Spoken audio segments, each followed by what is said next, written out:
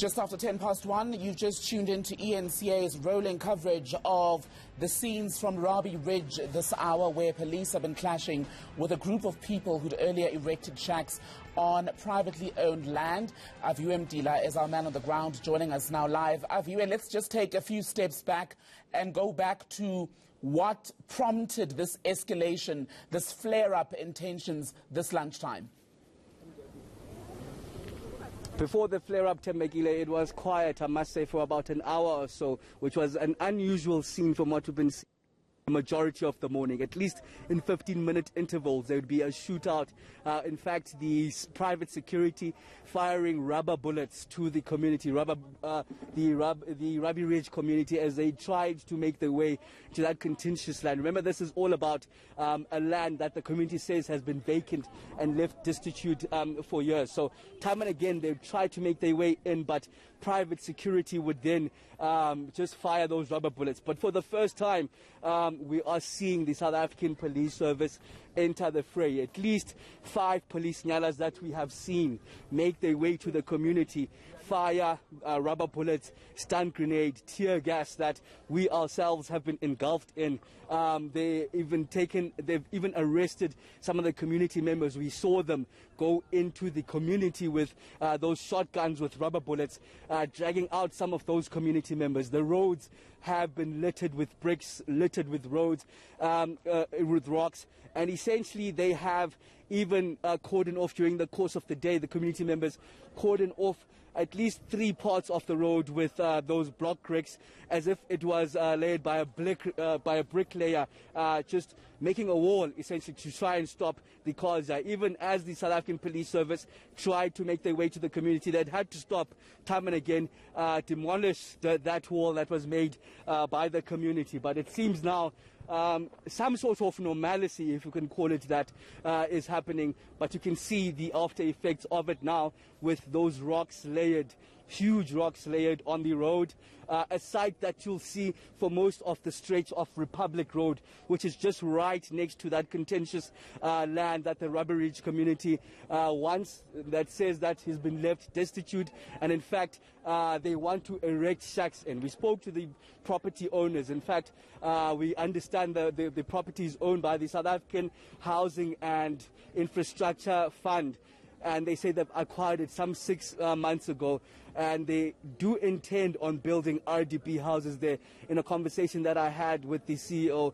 But the community says that that is something that they have heard time and again, where even their names get taken into different lists, but nothing ever comes to fruition. So they're saying that they're taking it upon themselves to build shacks there, but we understand the property owner has hired private security, which has caused a lot of the chaos and the violence that we've seen in the front line today and yesterday.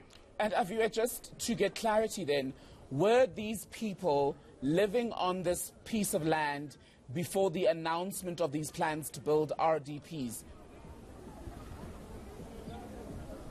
They always try to make their way into this land. In what I gathered from the community, this is land that has been left destitute for years. Some of the community members saying that it's been left destitute for as early as 1996. So nothing has been happening there, but from the community sense of what we get, what's been happening is criminal activities, really. They tell us of bodies that have been found in that land. It's a stretch of about a kilometer of land, and there have been rapes that have been happening there, children that have been killed in that land.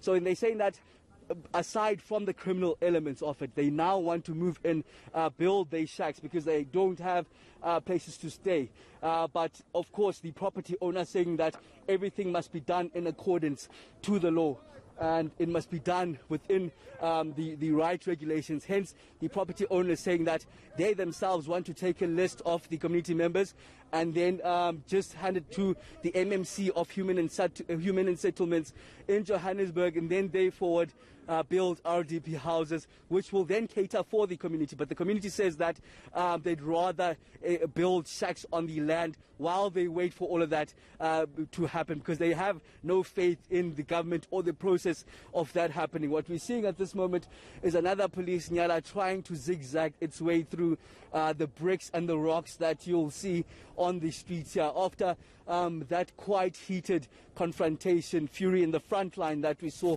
between the South African Police Service and the community members of Rabie Ridge, which was really heated. First time that we're seeing SAPS enter the fray here, because throughout yesterday, throughout today and the evening yesterday, the standoff has been largely between the private security company hired by the property owners and the South African police, I beg your pardon, the community members on the ground. So, Aviwe, as things stand, there were also reports earlier of private security firing at some of these demonstrators today. Do we have a tally of people who've been injured at all? Not an official number of how many have been injured, but we ourselves have seen a lot of people that have been injured by those rubber bullets. We showcased, I think, one of the gentlemen, a 17-year-old that was hit by the rubber bullets, and another elderly gentleman who said that he was caught in the crossfire, not even part of the commotion, part of the people that want to invade the land. He was merely walking past. He showed us 2 bullet wounds right in the chest as he opened it, and explaining his situation of how he was just walking past that situation. You remember this area also, Thembekile, is near 2 schools.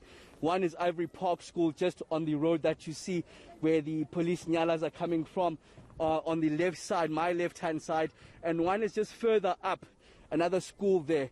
And the concern was really around the carelessness and the brazeness of the private security as they were firing to the community. Time and again, we saw them even at the school that's further up, trying to make their way inside there. I'm not sure if they were aware that that's the school, or they were merely chasing the community members. As you'd understand, that they were saying that they're protecting that land that's just some 100 meters away from us, a stretch of about 1 kilometer of land, which we understand they were supposed to cordon off and stay on that land. But we saw them ourselves walk across Republic Road and trying to get people in their communities, which is something that we're seeing from the South African Police Service, which we would expect from the police as they try to resolve the issues here.